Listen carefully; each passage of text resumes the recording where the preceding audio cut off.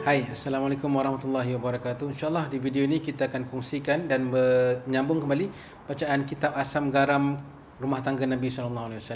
Dan hari ini kita nak masuk dalam bab isteri tunjuk perangai depan orang ramai. So, ini diceritakan oleh Anas bin Malik, iaitu pada satu hari Nabi berada di rumah salah seorang isteri Nabi SAW. Dan tidak lama kemudian salah seorang Ummul Mukminin menghantar sepinggan makanan. Jadi waktu itu Nabi dalam rumah, ada salah seorang daripada isteri Nabi yang menghantar makanan. Jadi tidak semena-mena isteri Nabi yang ada di dalam rumah tersebut memukul tangan khadam sehingga pinggan itu jatuh dan pecah. So isteri Nabi salah satunya, yang lain hantar makanan dalam rumah isteri Nabi yang ada kat dalam rumah itulah. So apa Nabi buat, apa isteri Nabi buat itu, dia jealous, ya? Dia mungkin cemburu dengan isteri Nabi yang hantar makanan. Lepas tu bila khadam tu nak serve makanan tu dengan Nabi SAW, pada Nabi SAW, dia tepis tangan khadam tu, habis berderai, jatuh makanan tersebut. Jadi ini nak menunjukkan cemburunya salah seorang isteri Nabi depan, padahal dalam rumah tu ada sahabat-sahabat semua yang nak serve makanan. So kemudian Nabi sendiri yang mencantumkan semula serpihan pinggan itu dan meletakkan semula makanan di atasnya. Dan baginda berkata, "Puan kamu tengah cemburu." So dalam hadis ni kita dapat kita nampak jelas yang mana seorang isteri Nabi itu cemburu dia kuat sangat.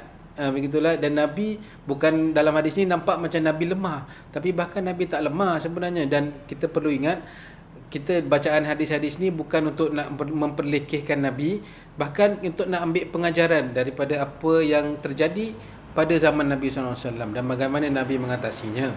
Dan menurut tuan kitab, ada 4 perkara yang boleh kita pelajari daripada hadis ni. Yang pertama ialah sunnah menjaga air muka pasangan di depan orang lain. Dan ini adalah salah satu usaha Nabi SAW. Bila isteri Nabi tu buat perangai, dia pecahkan ataupun dia tepis tangan khadam tu, habis jatuh makanan dan pinggan tu pecah, Nabi tak terus melenting, Nabi tak terus marah, ya, begitu. Jadi Nabi, apa yang Nabi buat, Nabi sendiri yang angkat. Padahal Nabi boleh je dia suruh khadam, dia suruh sahabat ke apa, tolong angkatkan makanan ni. Tapi kenapa Nabi sendiri yang nak buat benda tu? Dan ini nak menjaga air muka pasangan. So yang kedua ialah jangan memburukkan lagi konflik. Nah, kalau kita nampak hadis tadi, pertama macam tadi kita kata, Nabi sendiri yang mengutip makanan itu sendiri, padahal Nabi boleh minta khadam. Yang kedua ialah Nabi mempelawa makanan hidangan tersebut dan Nabi menghargai usaha isterinya.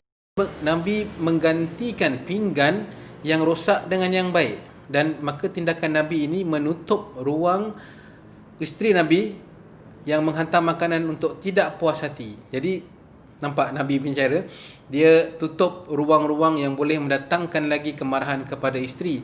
Janganlah kita tambah, tak payah pakai pinggan ni, kita ambil pinggan orang lain pula, macam itu. Kita sip mulut ni kadang kita tak boleh jaga, kita main cakap lepas gitu. Yang ketiga ialah Nabi boleh tenang dan bersikap memaafkan Ummul Mukminin ataupun isteri Nabi kerana baginda memahami hakikat perasaan cemburu. Nah, kita cakap pasal jealousy, cemburu. Apakah kita tahu hakikat cemburu ini? Apakah benar-benar erti cemburu ini? Kata tuan kitab, iaitu perasaan ini adalah antara sikap semula jadi manusia. Maknanya semua orang mempunyai sikap cemburu, dan itu Nabi akur. Nabi tahu memang semua orang akan ada sifat cemburu ni, lebih-lebih lagi wanita. Dan sebab itu Nabi tidak berkata apa-apa, Nabi maafkan dan boleh bersikap tenang dengan perkara sebegitu. Dan yang terakhir ialah penting untuk memahami personality dan situasi pasangan masing-masing.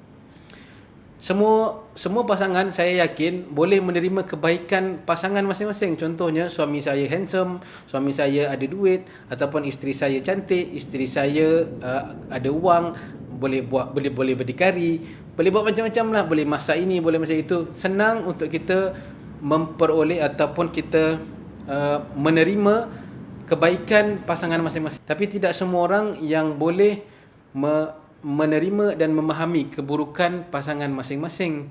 Contohnya lah ya, mungkin korek hidung depan orang ramai ataupun kentut depan orang ramai. Gitu. Masalah betul kadang-kadang kita malu jadi isteri. Contohnya lah, apa pula suami aku nak buat ni kan.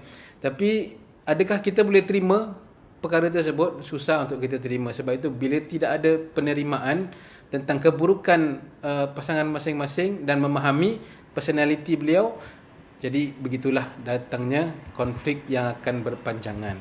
Dan maka begitulah apabila kita memahami, kata tuan kitab, bila kita memahami personality pasangan kita masing-masing, mudah untuk kita bertolak ansur dalam krisis-krisis rumah tangga yang melanda. Suami isteri yang mengikuti sunnah bukan hanya boleh bergurau ketika ceria, namun boleh bersabar dan saling memaafkan ketika adanya krisis. Jadi begitulah sedikit sebanyak kita ambil pelajaran daripada hadis Nabi SAW. Dan terima kasih kepada anda yang sudah menonton video ini sampai akhirnya. InsyaAllah kita jumpa di next video. Assalamualaikum warahmatullahi wabarakatuh.